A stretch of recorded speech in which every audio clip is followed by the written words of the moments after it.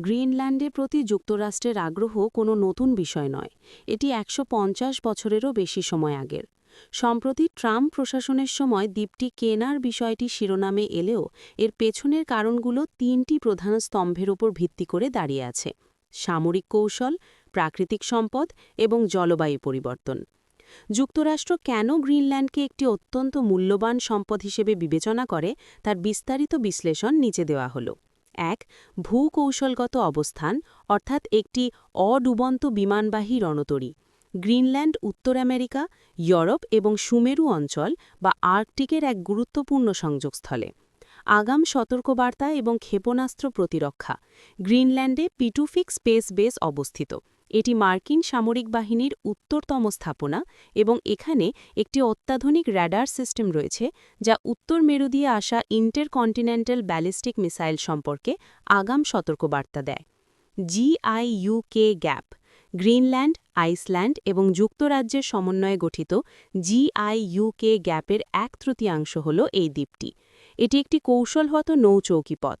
স্নায়ুযুদ্ধের সময় এবং বর্তমানেও আটলান্টিক মহাসাগরের রুশ নৌবাহিনীর প্রবেশপথ পর্যবেক্ষণ এবং নিয়ন্ত্রণ করতে এই অঞ্চলটি অত্যন্ত গুরুত্বপূর্ণ। রাশিয়া এবং চীনকে মোকাবিলা। রাশিয়া যখন তাদের আর্কটিক সামরিক উপস্থিতি বাড়াচ্ছে এবং চীন নিজেকে একটি নিকট আর্কটিক রাষ্ট্র হিসেবে ঘোষণা করছে, তখন যুক্তরাষ্ট্র নিশ্চিত করতে চায় যে গ্রিনল্যান্ড যেন পশ্চিমা নিরাপত্তা বলয়ের মধ্যেই থাকে। ২. প্রচুর প্রাকৃতিক সম্পদ। গ্রিনল্যান্ডের বরফের স্তর যত গলছে ততই সেখানে আধুনিক প্রযুক্তির জন্য অত্যাবশ্যকীয় খনিজ সম্পদের ভাণ্ডার উন্মোচিত হচ্ছে। বিরল মৃত্তিকা উপাদান বা রেয়ার আর্থ এলিমেন্টস। ধারণা করা হয় গ্রিনল্যান্ডে বিশ্বের অন্যতম বৃহত্তম বিরল খনিজ ভাণ্ডার রয়েছে। স্মার্টফোন, বৈদ্যুতিক গাড়ির ব্যাটারি থেকে শুরু করে উন্নত যুদ্ধবিমান তৈরির জন্য এগুলি অপরিহার্য।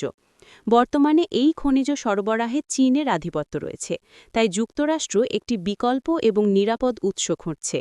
জ্বালানি মজুদ। মার্কিন ভূতাত্ত্বিক জরিপ অনুযায়ী গ্রিনল্যান্ডের উপকূলীয় জলরাশিতে বিলিয়ন বিলিয়ন ব্যারেল তেল এবং বিশাল পরিমাণ প্রাকৃতিক গ্যাস থাকতে পারে। মিষ্টি পানি।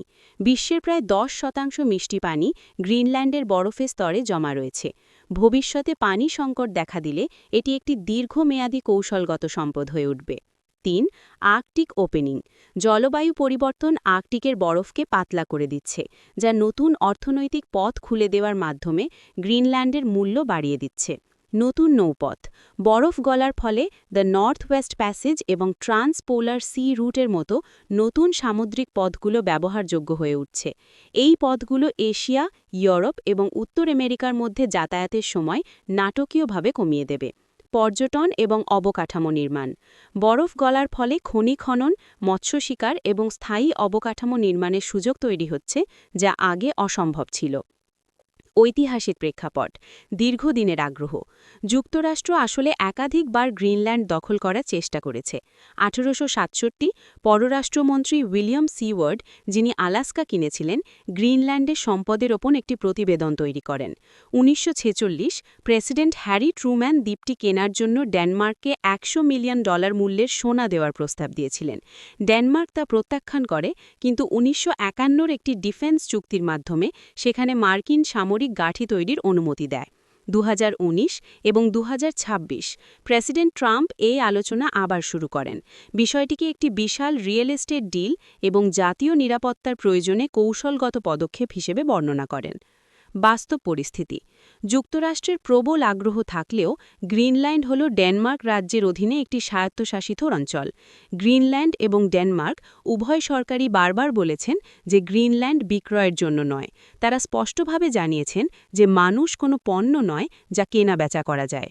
ভিডিওটি দেখার জন্য আপনাকে ধন্যবাদ। ভিডিওটি ভালো লাগলে প্লিজ লাইক, কমেন্ট, শেয়ার করুন এবং ভবিষ্যতে এমন আরও ভিডিও পেতে চ্যানেলটি সাবস্ক্রাইব করুন ও বেল আইকনটি ক্লিক করে রাখুন। আপনাকে অসংখ্য ধন্যবাদ।